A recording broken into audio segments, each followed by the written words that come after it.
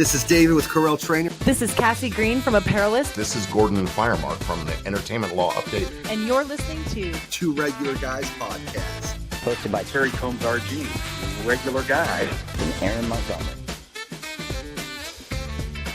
The place to be for industry news. The best dad jokes on earth, along with relevant topics to apparel decorators. Prepare for the wild.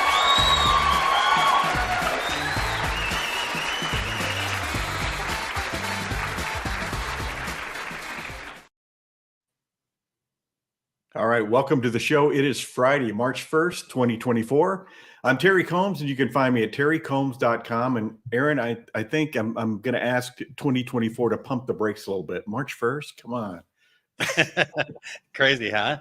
Well, hello. This is Aaron Montgomery with our Success Group. And as you can tell, if you are watching the live, I am not in my home studio. I am sitting here with my good friend Sean Stewart with American Print and Supply. And we're going to walk you through this amazing facility that they've got here today. So, Terry, I'm excited to do this.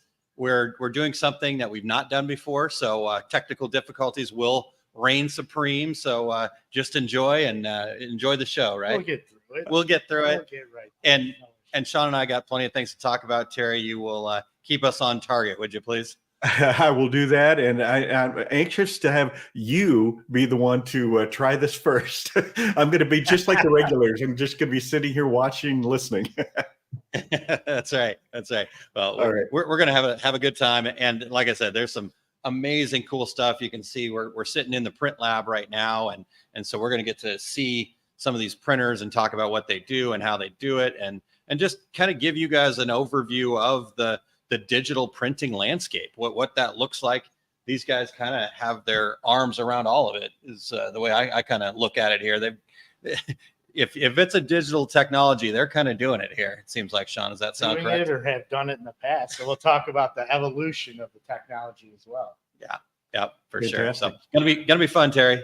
But all right, well, make sure you stay till the very end and get your helping of the secret sauce. Eric's going to talk to us today about finding and presenting your unique value proposition.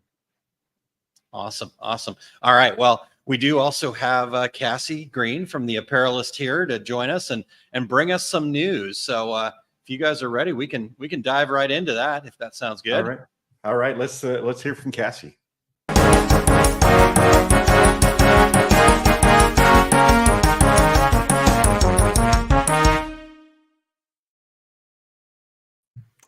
Good morning, everybody. What an exciting show to be a part of. Cannot wait to also stick around and watch how everything happens. Headlines for all you regulators this morning. Let's start with the first one. Hanesbrands sets champion bidding at $1.4 billion. So Hanesbrands Inc. indicated toward the end of last year, end of 2023, that it would sell its champion brand. At the time, there were a few interested parties, such as WHP Global and Authentic Brands Group. Now, just a little over 3 months later, word on the street is that Hanes is ready to start the bidding at about $1.4 billion. According to multiple sources, Hanes hired Goldman Sachs and Evercore to look into the possibilities of offloading the champion brand, now leading to a deadline on first round bids. And that deadline was set for sometime this week. It was a little bit unclear when we put this story together. That $1.4 billion figure is close to what WWD reported as Hanesbrands' entire market capitalization, around $1.6 billion. Hanes ended last year with a net debt of $3.1 billion, so that sort of cash injection would go a long way for the storied apparel brand. Second headline for everybody this morning, Image Apparel Solutions announces exclusive partnership with Greatness Wins. This story is near and dear to my heart because Tim Kelleher of Image Apparel Solutions serves on our Apparelist Advisory Board, and he does excellent work within the athletic wear market. So IAS, Image Apparel Solutions, announced the exclusive partnership with Greatness Wins to decorate and distribute its line of athletic apparel to professional and collegiate athletic programs nationwide. Since June of 2022, when Untuck It founder Chris Rico Bono, Derek Jeter, and American Ballet Theater principal dancer Misty Copeland launched Greatness Wins, they have succeeded in producing apparel tailored to the modern athlete. A partnership with IAS brings together quality products, unique decorating capabilities, and a well-established distribution channel into the high-end athletics market. This is all according to a press release from IAS. Partnering with Greatness wins quality product with Image Apparel Solutions' 30-plus years of experience in athletic apparel decoration and distribution provides a great new option for premier athletics organizations. By the way, I think Wayne Gretzky is also involved with Greatness wins, so for all you hockey fans out there, that's a really fun connection. Final headline this morning. Sustainable Apparel Coalition rebrands as Coscale. So the Sustainable Apparel Coalition, or SAC, announced the rebrand, now called Coscale. The global nonprofit alliance still aims to, quote, drive equitable and restorative business practices in the consumer goods industry, unquote. The alliance explains the name change as follows. The CAS in Coscale is SAC reversed, while CA refers to collective action and scale references scaled ambitions. The C in Coscale evokes a new phase similar to lunar cycles in nature, as well as moonlight or a mirrored reflection. The logo's elements symbolize the organization's 3 member categories and external stakeholders, all critical players in advancing the unified strategy announced in September of 2023. While the alliance highlights expansion beyond fashion as a reason for the Coscale rebrand, Sarah Kent, who is the chief sustainability correspondent at Business of Fashion, claims it also distances SAC from a 2022 greenwashing scandal involving its Higgs sustainability tool. A lot more details about that, so I encourage everybody to go to apparelist.com and get the full story. That's everything I got today, guys. Looking forward to the rest of the show.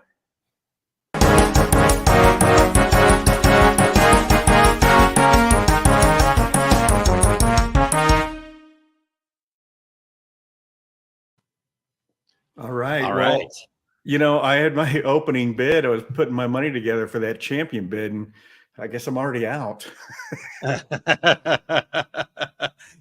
not in the piggy bank there. It's not stuck in the Hayes has couch. outbid me by 1,300,000,000 and 87 And cents. some change.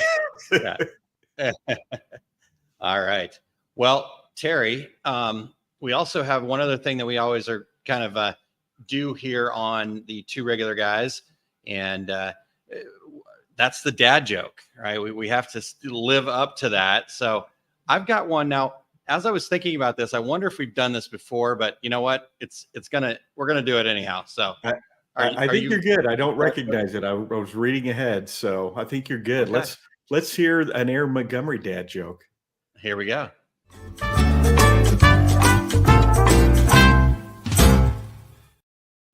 Sorry, I got to put up with this, Sean, but this is part of what we do. All right, Terry. Yeah, 2 guys. They walked into a bar. The third guy, he ducked. That's a dad joke for sure, man.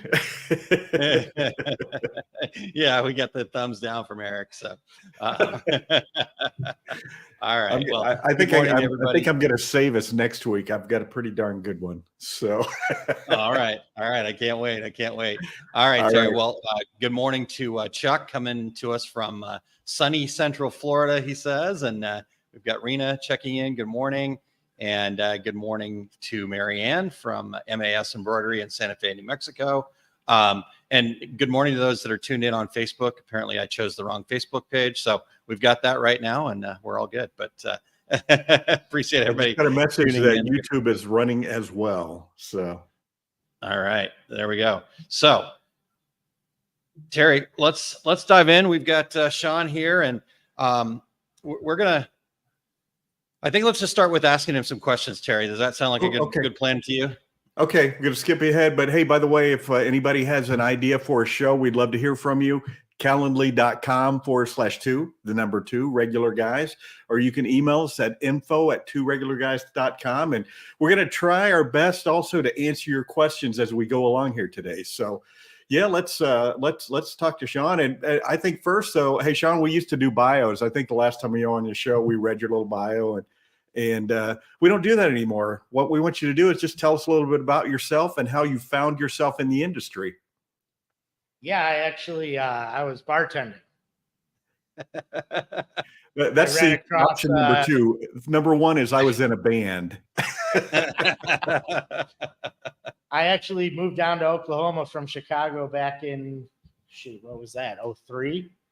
And worked for a small company called the Paper Ranch. That's kind of why I wanted to go through the evolution of the transfer technology, because when I started out, it was in the days of print, cut, weed, mask, apply to make a transfer for a cotton shirt. What a nightmare, right? So kind of fun to go through all that. I've been in the industry about 20 years now, all digital. Never got into screen printing, but I'll never say anything bad about it.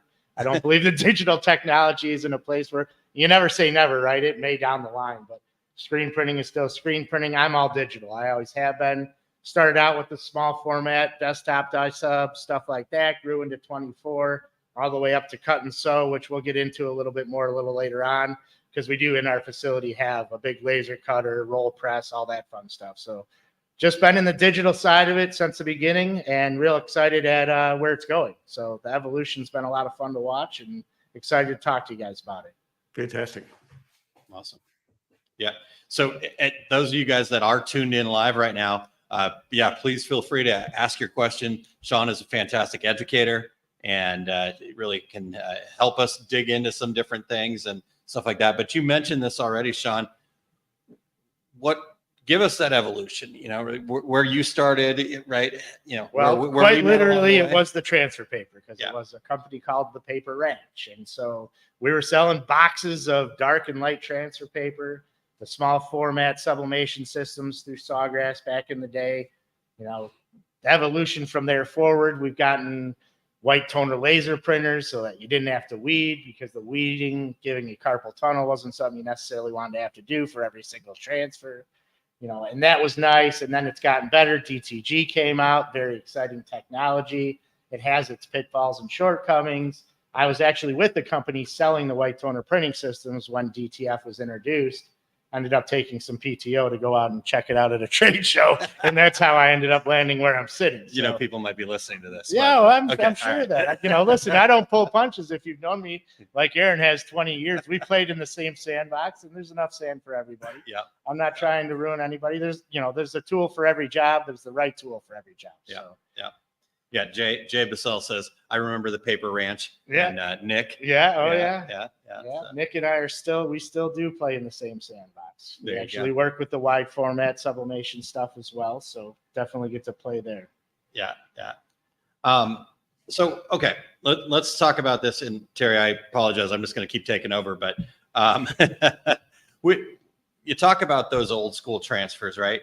And the die sub desktop systems, and what was the limitations there, right? What caused that to be something that we have transitioned from more so into what you guys might see behind us and what we're going to see out there?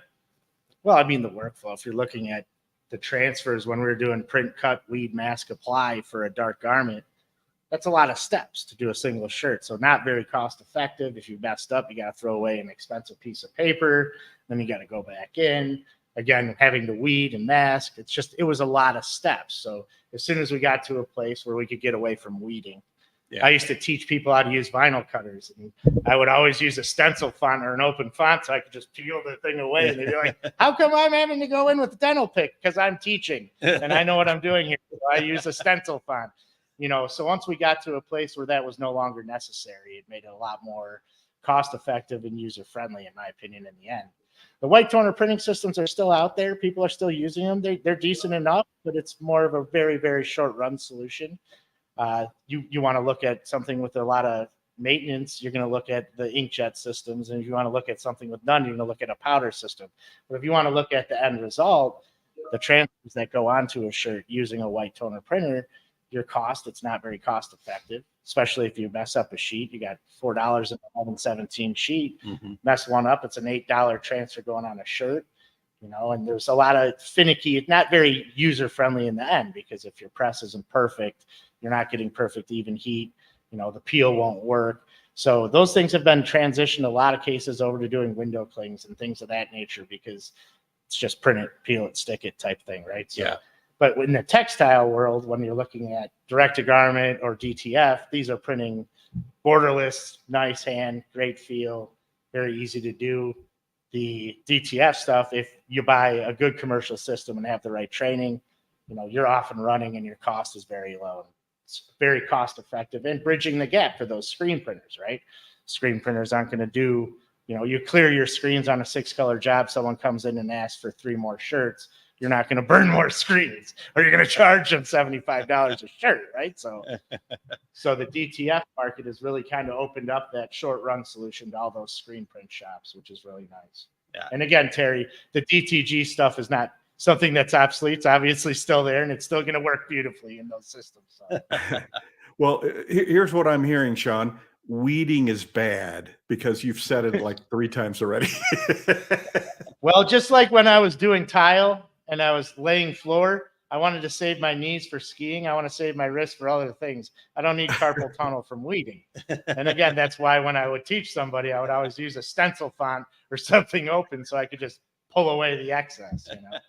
If you're doing when a I was seminar, teaching at Dax, Terry, I asked people in my class reading, and people actually raised their hand.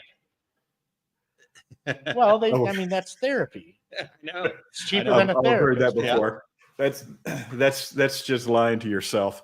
But Sean, and direct to film has taken the industry by storm over the last 3 or 4 years, and talk to us a little bit about the benefits of direct to film transfers and how it's a cost effective and viable transfer solution.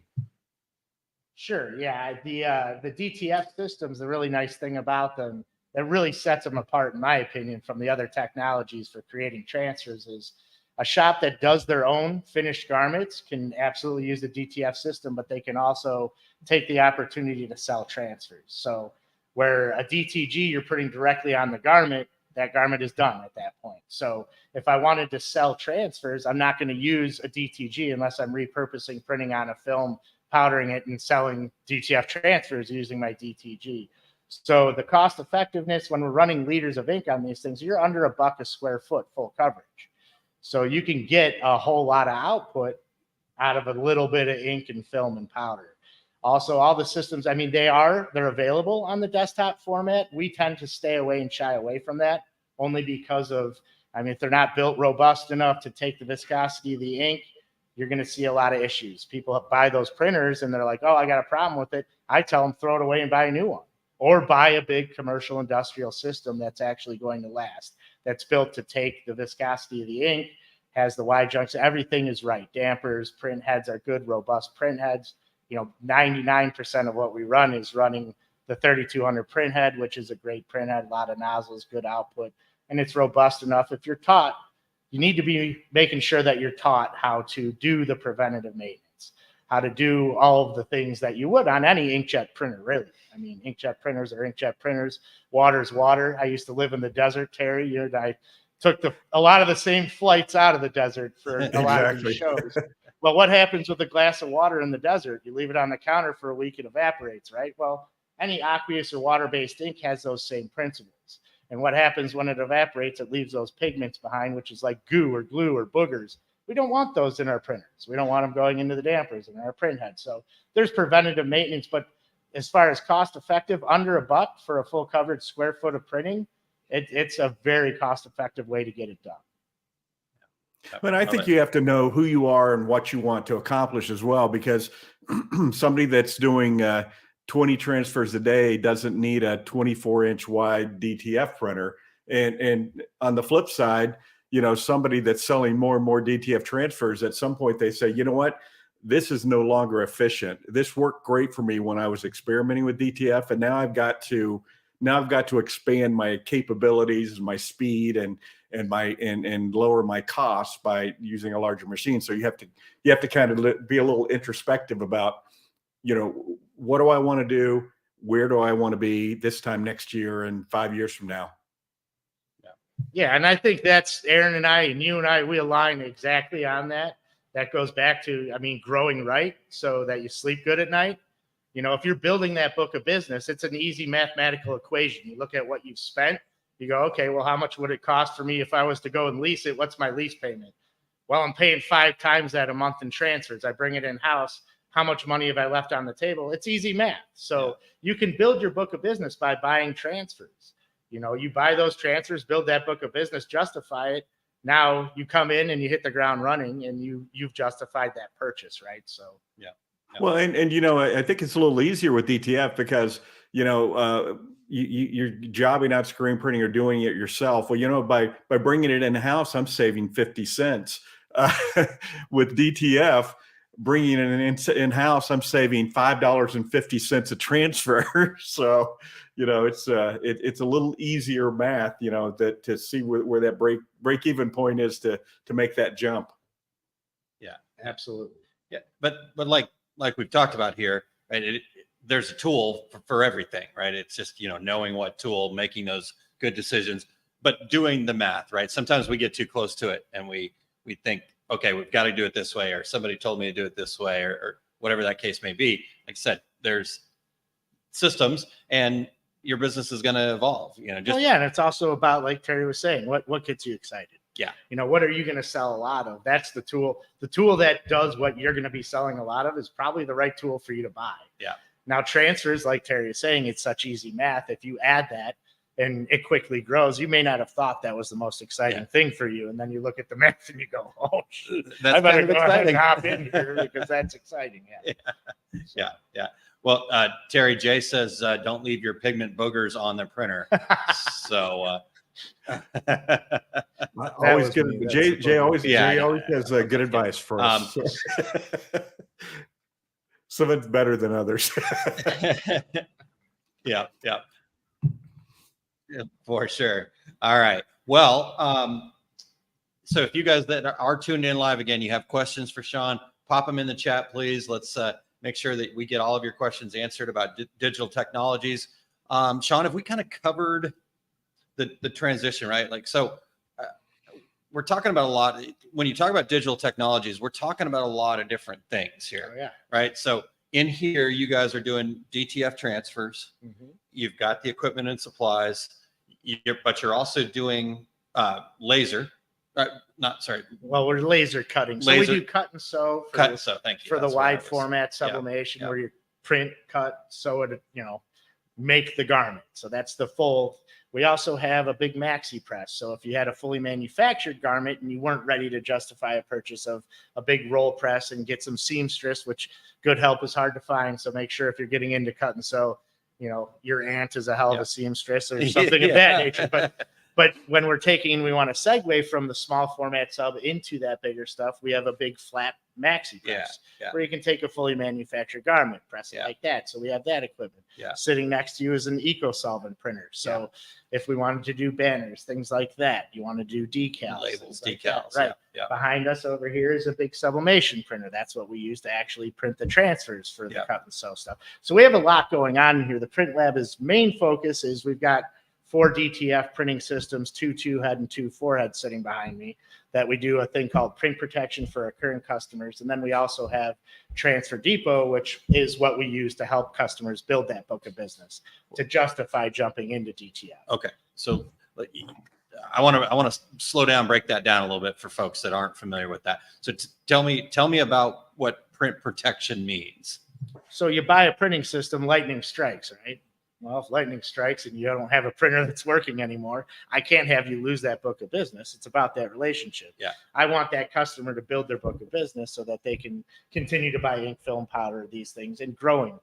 That's one of the most exciting parts of this industry, right? I mean, I think that's probably why we've got 20 years in is because we get to watch these customers truly grow. Yeah. And it's about the customer. I mean, if you get jazzed up with the whole thing, I mean, like you're our success group thing. That's about seeing these people succeed.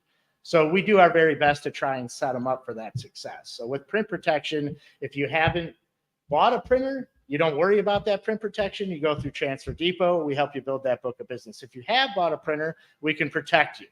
You're not going to be dead in the water. You're not going to be turning business away if lightning does strike and you're dead in the water. You pick the phone up, you call us, we take care of you. That's why this isn't just a demo lab. It's a print lab. Yeah. To take care of those customers that are in those situations. Yeah. Okay. All right. Terry, you got any other follow-up questions there? Well, I didn't realize you were doing cut sew there. So is that through the Print Depot, or is that That's what are actually the American Print on divisions of your Demand. company? It's a separate entity. It's called American Print on Demand. So we have a print on demand site, which if people have a Shopify site, they can literally link right up to the back end of our APOD site, and they can put stuff up on their Shopify that the orders would then come direct to us. We would print, cut, sew, send it out to the customer, and it's all done. They don't have to touch it. So, and we'll get into that too. I'm actually going to make Aaron really uncomfortable by taking the camera and walking around the shop because, as long as we're going to do it trial by fire, we're going to build a big fire, right? Yeah, So, we're gonna blow this thing up. All right.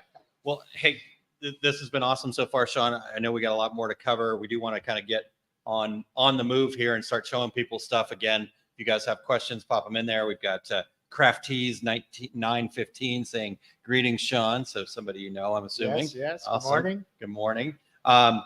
But Eric, can we run that promo about Fundamentals Live real quick, and we'll see how this goes afterwards. Are you a small business that's feeling overwhelmed and underpaid? Do you want to find more balance and fulfillment in your small business? We're here to share the good news about an upcoming small business retreat where you can come together as a community to facilitate falling in love with your business. That's right. We're incredibly excited to announce the June 2024 Small Business Workshop and Retreat called Fundamentals Live. This event is based on the book, The Fundamentals of Business Success, and it's going to be your community designed to align your entrepreneurial spirit with meaningful success strategies. Join us in O'Fallon, Missouri, just west of St. Louis, in discovering networking opportunities that go beyond mere connections.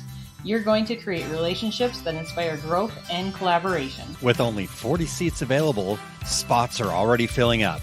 Don't miss out on your chance to transform yourself and your business June 7th and 8th in O'Fallon, Missouri.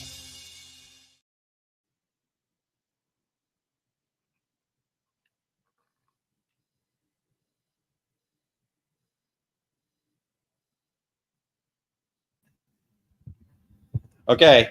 All right. I told you I was going to make him uncomfortable. Here we go. Microphone up. All right. You guys can hear me well? Perfect. You should see Aaron right now. I wish I had another camera on him. This is hilarious. So let's just stand right here. You can aim that way.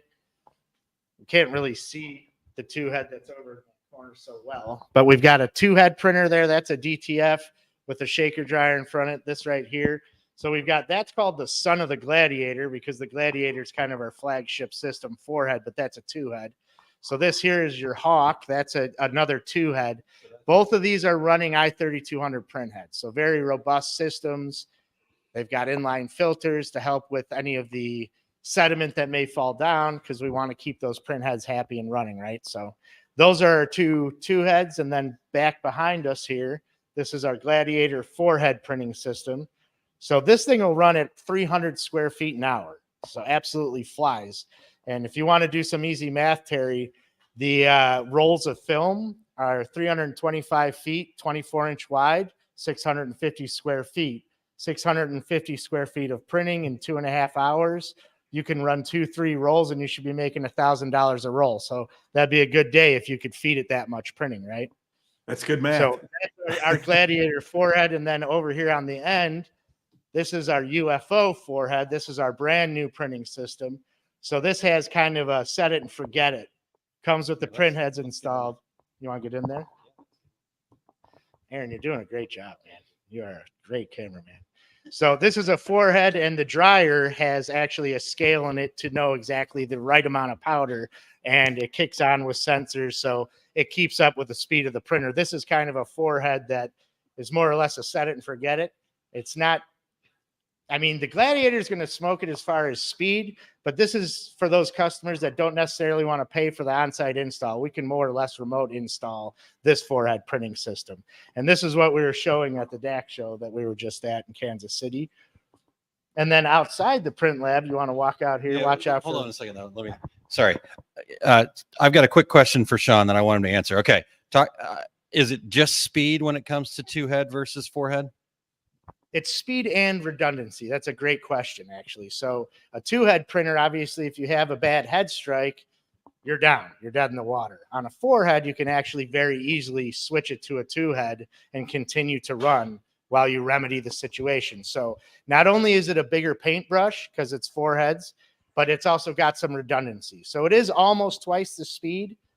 We do have some 2-heads that are running well over 100.5 as far as square footage. So right around twice the speed, but also the redundancy. So having that as a kind of fail safe, if you had a head strike on a Gladiator or a UFO, you could very easily switch it to a 2-head and continue running. That's a great question.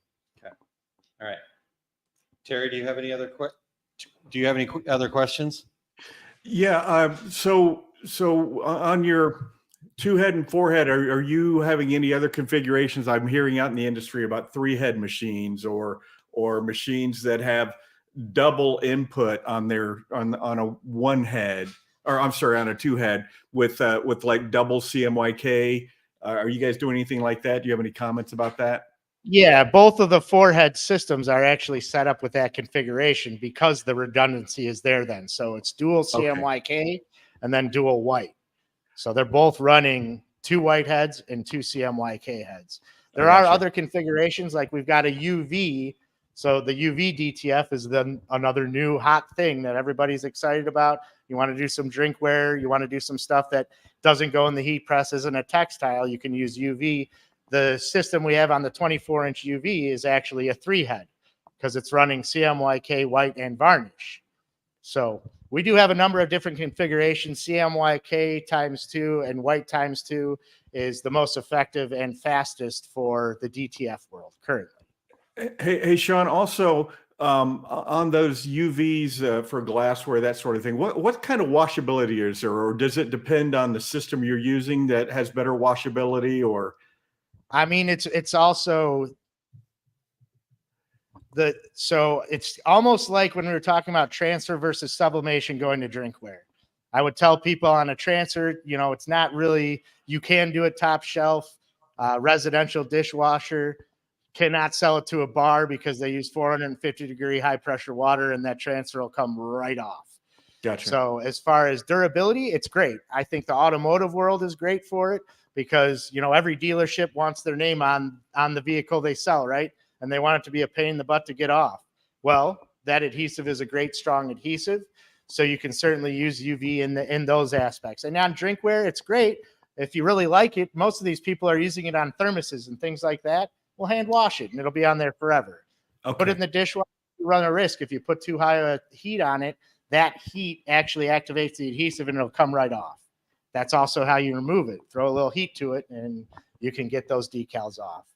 Well, I'm hearing a lot of buzz about UV in the industry, kind of like we heard a couple of years ago about DTF. So I'm sure you guys are hearing the same thing. Yeah, we have a 17 and a 24-inch platform. The 17 people have been jumping in, cannonballing into the deep end on that stuff because it is, like you said, just like the hype behind DTF in the beginning now is also the same feeling that we have with the UV stuff. So yeah, we're really excited about it. See the machine. Yeah, you want to take a walk? We're gonna make Aaron uncomfortable again. Take a walk out. I'm trying not to make everybody sick.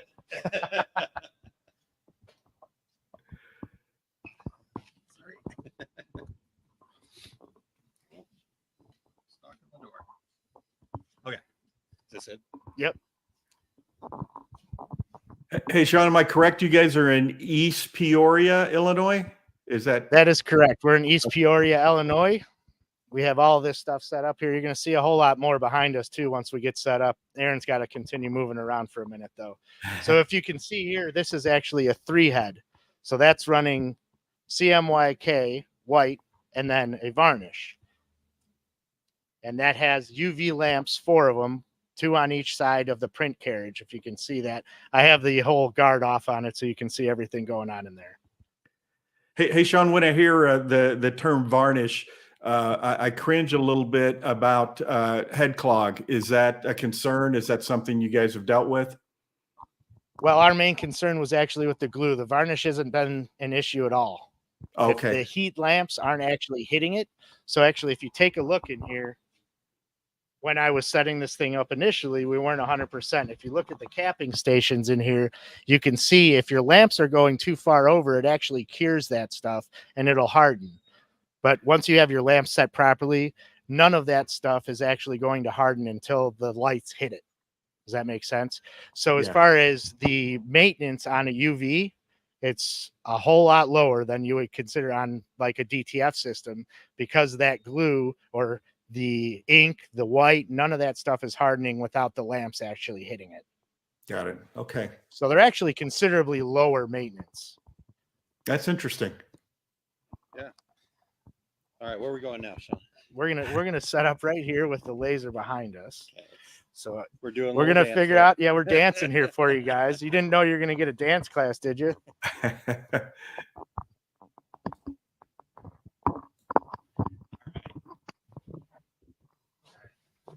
Perfect. we are kind of not completely back in action. All right, so we're sitting down out in the shop now out here. So how we doing? We make anybody sick yet? You're all good. You're all good. You send everybody on break. Okay, we're coming out. Everybody scatter, right? Pretty much. Nice.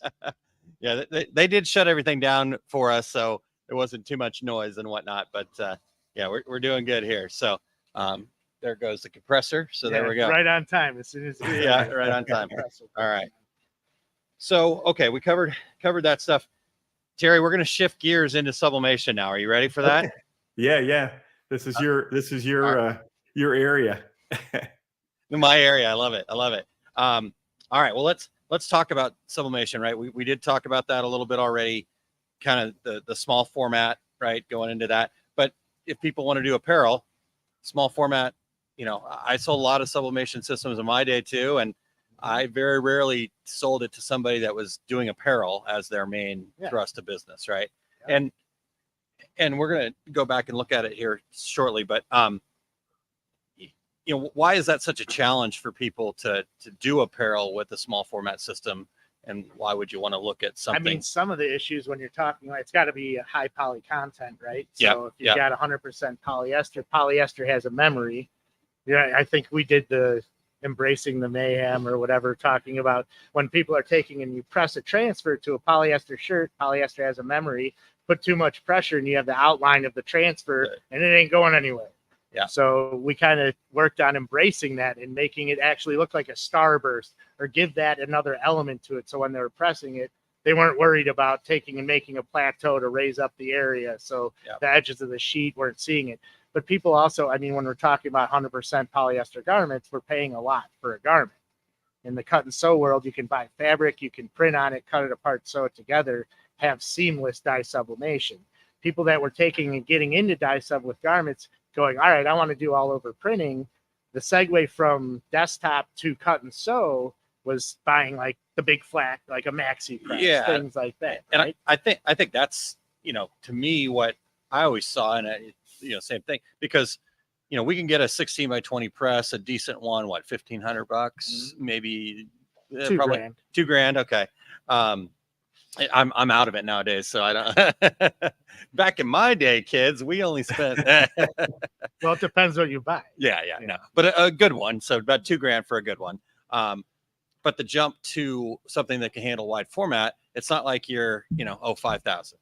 I mean, you're spending what, 15 minimum? Probably minimum for a big, 44, 64 I think that maxi's probably in that 15 to 20. That's 15 to 20 grand there. Yeah. So I guess your problem there is if you take. Go ahead, Terry. Oh, I was just going to say that's the shocker for people when they've been doing desktop sublimation. Now I want to do bigger and bigger, and then all of it's like the cost of the heat press zooms past the cost of the sublimation printer when your major cost is now that big large format heat press. Yeah, absolutely. And when you're buying a big flat press like that, you need to find yourself a garment that's not going to have a bunch of fold over or embrace that fold over. All the armpits, we've actually got some shirts that were made to lay flat because that was where this whole thing started, was doing all over printing on a big giant flat press, which we'll show you here in a few minutes. But then you got, all right, my armpit areas are going to have fold over. You're not going to have one shirt, or you're only going to have one shirt that's the same. You're not going to be able to make a whole bunch of the same thing because everyone's going to fold just slightly different. You'll have little things. People embraced it. People like that. And we've got a ton of it. I mean, it's hanging. We'll show you guys that stuff as well.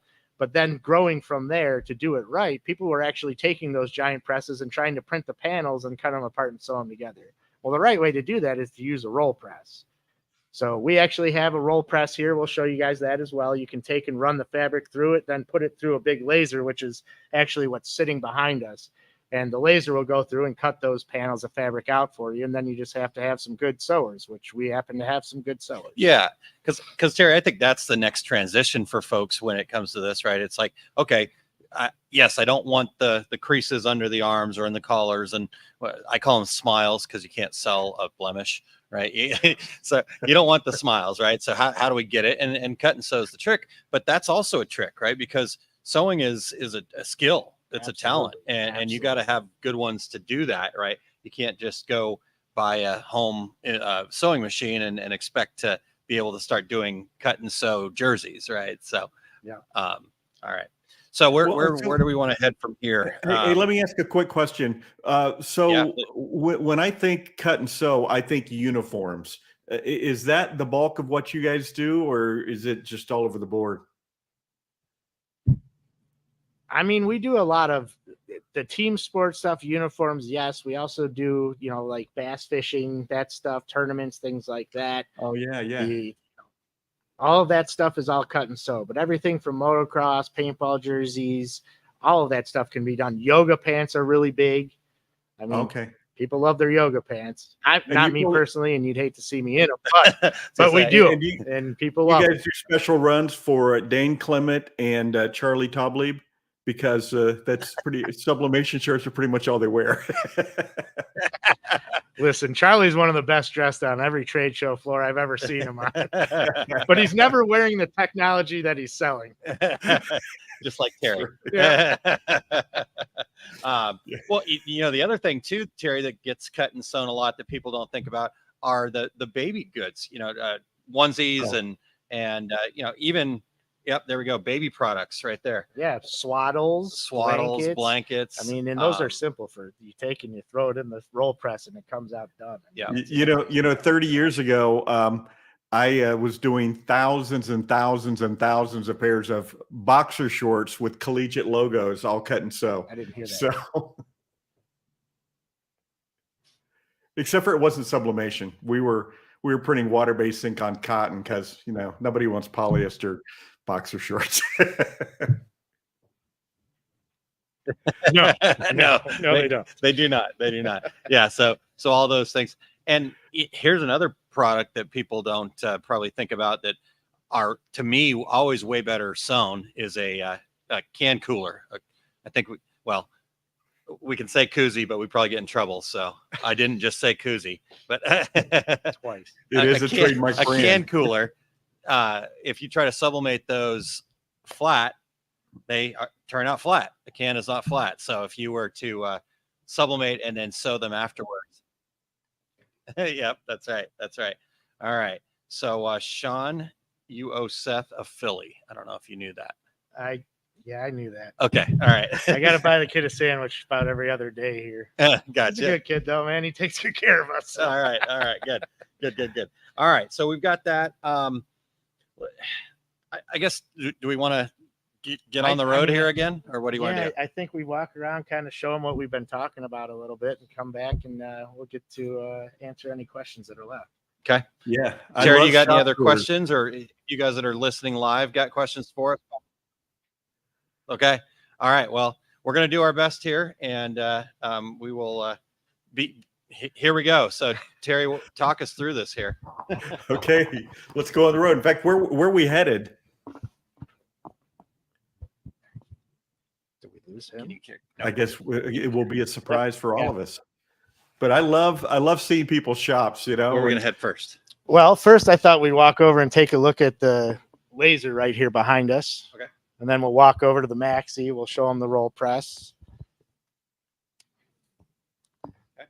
So what are we looking at? So this is a golden laser. This is a laser that actually, after it comes off of the roll press, we feed the fabric into the laser, and the laser will take and cut out all of those panels of fabric so we can deliver them to the sewer, and they know exactly what to do with them at that point. I don't, but they've got all the right panels in there to actually create a finished garment. Hey, So hey, Sean, these are is some that of the cutting garments individual Sean, is that cutting individual panels, or could you stack that fabric and cut it so as well? The question is that cutting individual panels? Yes, yeah. So if you get in here, you can actually see the individual panels, the sleeves, all of that is right there set up. So we have patterns that we take and set up. So on the APOD site, we actually have templates, patterns, things that you can go in, you can create your own artwork, comes to us print ready, and then print it, cut it, sew it together. So Okay. Okay, where are we Cool. going next? all right, so that is our laser. That's actually doing the cutting for us. Come this way. There's some shirts. You can take a look at the garments that are hanging on the rack there quick. You want to go through any of these real quick?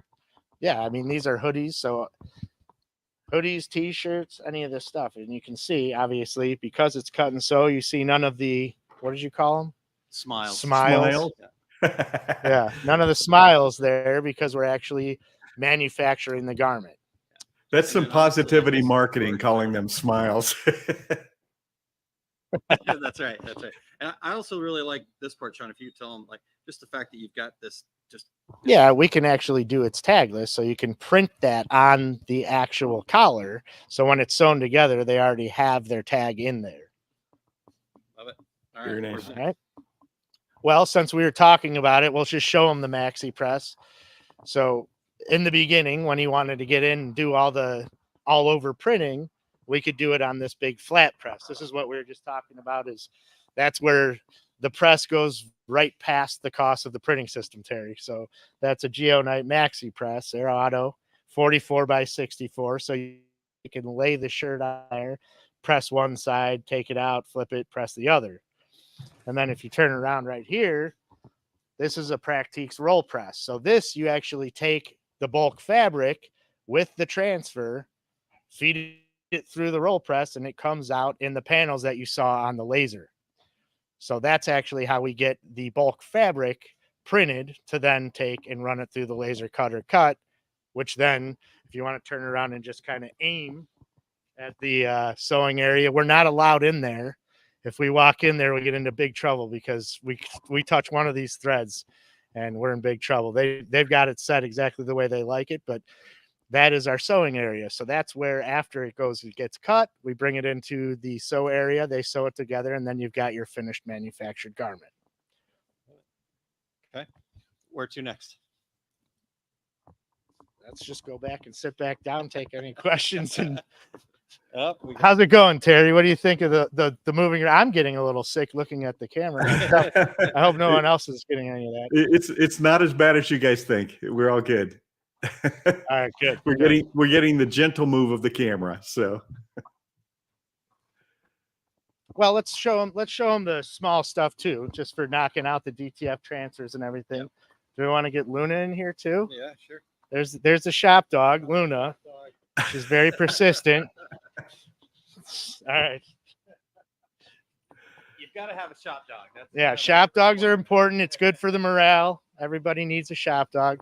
So this is our little area where we take and we'll actually knock out some of the DTF transfers, things like that. Because not only does APOD do the cut and sew on demand printing, we can also offer finished manufactured garments using the DTF. So, okay. Where's next? You want to sit there or there? Where do you want to finish this thing out? Let's go back in here. We can just set it on one of the printers. machine. Okay. All right. Let's go on top of the Gladiator dryer over here. Okay. We're racing here. All right. Terry, ask Sean some other questions if you got one real quick. well, I was just going to say, needless to say, that's the business is quite varied, from selling printing systems to transfers to finished goods. I honestly, I didn't realize that your business was so all encompassing as that. Well, yeah, and that's part of the reason why I ended up where I did, just because it's easier to justify growth into these different things if you have someone help build that book of business and that segue. And I've always been telling people this, there's a tool for every job, right? Well, you're not going to buy every single tool. You want to be able to say yes to your customer and provide that output without making that, that purchase right out the gate to determine whether you can justify that purchase. So we offer a lot of those services to help people build that book. When I was starting out in screen printing, and I had 1 and 2 manual presses, did I have on my price sheet that you could order 10,000 pieces? Heck yeah. Did I print those myself? Absolutely not. So your company can offer a lot of things that you don't necessarily do in-house, and it's so much easier today than it was even 20 years ago. Yeah. And having partners like that is what makes a business successful, because you turn around and say no to somebody, he goes down the street to the wrestling coach who has a screen print press and has a little more hustle in his bustle. That guy's going to find somebody to outsource that stuff to, and you may have lost that customer. So you want to say yes to your customers as often as possible, right? Yeah. Hey, Sean, DTF, has it impacted any outside of cut and sew? Do you think it's impacted sublimation at all? I think they're different animals. They really are. I think in the drinkware world, even with the UV stuff, I still think if you want to do a nice, colorful mug, dye sublimation is still the way to go. Cut and sew, we're doing jerseys, we're doing the rash guards for MMA stuff. All of that stuff is high poly or 100% polyester content. Can you do DTF on it? Sure. But is it going to have the zero hand, zero feel that sublimation does? No, it's not. So I think they're just added tools for the tool chest, really, Terry. Well, I agree with you. I think that as well, because, 20 years ago, people even, and Sean, Scott Fresner from US Screen, but here in Phoenix, years ago, he was telling people, well, screen printing is going to be gone in 2 to 3 years because of DTG. And then white toner is going to replace DTG, and DTF is going to replace everything. And I would just shake my head going, no, that's not true. That's not going to happen. As much as I'd like to say DTF is going to replace screen printing, let's be honest. Okay. Yeah. The reality is, never say never. Who knows what technology will do in 10 years. But right now, absolutely not. It's a short run solution, and it's a great tool to have in your tool chest if you're a screen printer, because like I said earlier, if you have somebody come back that wants 6 more shirts and you already cleared the screens, you don't want to have to burn them again. You go ahead and hit print on your digital output system and you're good to go. Right. So, yeah. Well, and I think it's interesting. Like I said, that stuff's not going to go away. Heck, look at just like regular paper printing. It's kind of coming back into vogue because, people stopped doing it. And now that, there's still that nostalgia that, oh, I do want, that thing in my hand potentially or something like that. So, I think there's a lot there. So David Haynes, thank you for joining us. Appreciate you showing up, even though it's late. So come on, David. And then he's in a meeting. He's good. He's in a meeting. Okay. And then Brian here says, love the tour. Thank you. I owned a cut and sew soft goods shop in the 90s. Bringing back so many memories. So love it. Love it, Brian, you didn't say good memories. You just said memories. So I don't know if you want to clarify that or. Yeah. Here, take a question. Yep. Okay. All right. Well, let us know what other questions you guys have. And thank you very much. Appreciate you guys tuning in for that. But again, if there's questions. Okay. All right. While this was all going on, Aaron, we thought we'd make something nice for you. Oh man, they made me something. What a guy, all right. Guy. Well, why don't we do this? Why don't we you want me to carry the camera? No. We're good. We can do this. Do we want to do secret sauce here first, and then we can come back and I can get so that we can get moved over there? Yeah, I think that'll work, Eric. As long as Eric, if you are ready, it's time for a little bit of sauce. Hey, folks, Sorry, the plans are different. Things are changing. They're live, but I'll go ahead and go live with the secret sauce. Hey, that's right. Hey, all of us have done shows. We all know what it's like to go live quick. We all know what it's like. So awesome. Let me cue that up and let's go with the secret sauce.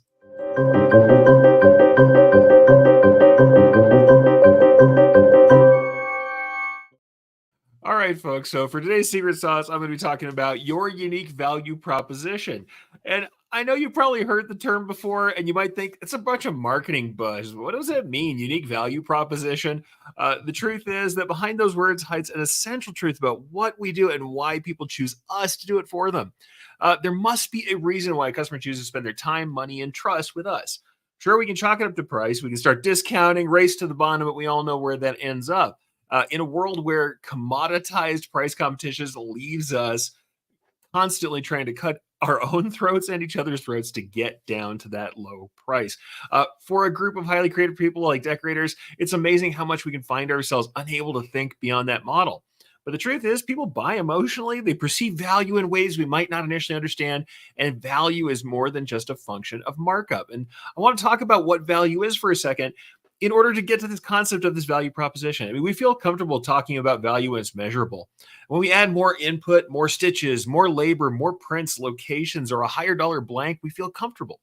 When we do more, when our product costs more, when there is more than one area of decoration, we understand that value. Even when there's a lower price, we feel like we can show that value. It's easy for us to sell.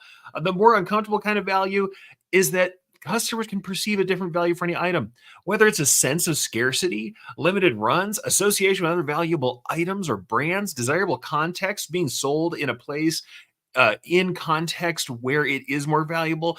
Think about the concert tee and how much we talk about, though we are printers and know what these things cost, we still pay for event merch. Or even just because somebody they love and trust or somebody they follow, an influencer, said something was more valuable, people may chalk that up and really believe the product's more valuable. So it's more than just cost and markup can explain. After all, a trading card is a printed slab of cardstock, inherently cheap, but the right one can be worth a fortune.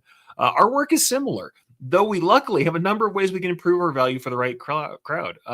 Our value proposition, it's all about what working with us can do to improve both that measurable utility, the stuff that we're comfortable with, and that less measurable enjoyment, the associations that our work can create for our customer. Our unique value proposition, what makes us as decorators uniquely capable to provide, our backgrounds, our abilities, even sometimes our temperaments, combined with our company culture, the structures we have in place, our abilities, and our terms, the way we do business, to bring a solution that other shops might not, even if sometimes it really is just up to personality.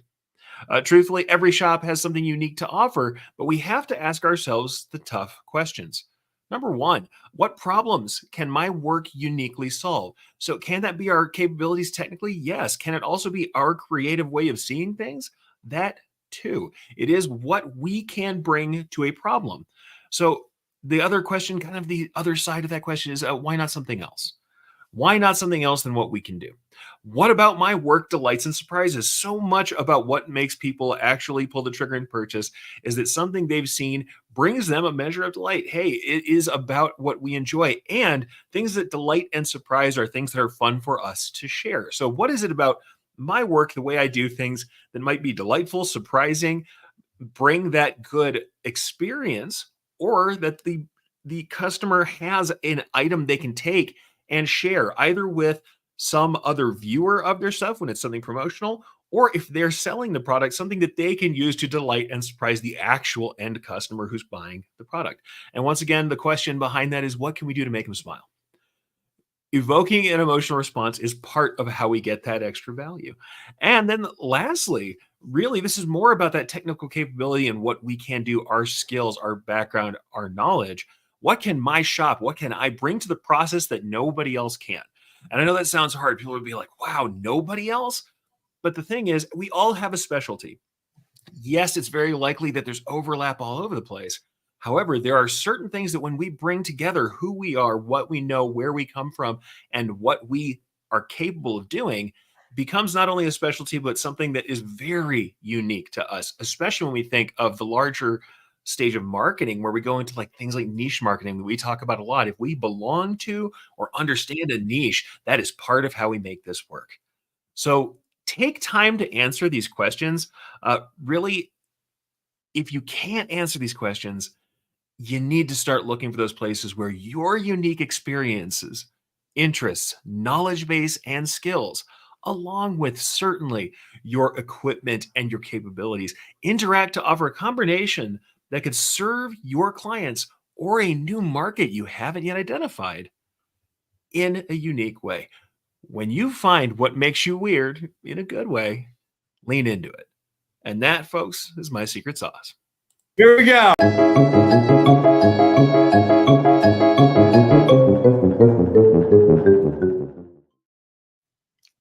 Now, I was going to remove myself entirely, but I see that we are still setting up. I don't see cameras on the other side. So I'm going to hang out. That is so funny because I was thinking, okay, is it just going to be me on screen when we come back? I was gonna do it to you, but then I just thought, Aaron's Well, gonna push can you hear buttons me? too soon. Yeah, we can hear you, sir. Yeah. Can you guys hear me there? Yep. Cool. Yep. Yeah, All yeah, right. we can hear So, okay, we're gonna put on this other camera here, and we're gonna Go for actually it. show you. So we're into bonus time. I know it, but this is gonna be worth it here. Yeah. So The other maybe we camera could. is on. We're gonna actually do this. All right. Here we go. Oh, right on. Let's go live. So for your audio listeners, you are Your laser. This is the laser cutting out the pattern for us. So that's There we the go. body of the garment. So you can see it's going through and actually cutting that out for us. So yeah, listeners, we are looking at an XY gantry with a laser on it that is actively cutting out a printed panel. So really cool stuff. If you aren't watching the video content, you need to be here. Check it out. So we're going to show you what happens there.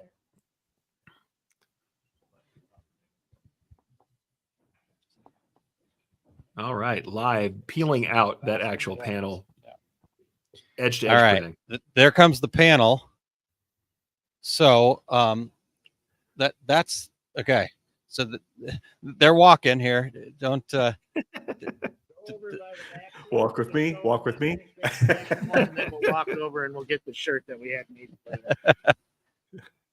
we're having a hard time hearing you guys, so I apologize. But Yeah, if we're interrupting you, it's on purpose. So that's a finished manufactured garment like we were talking about in the maxi press.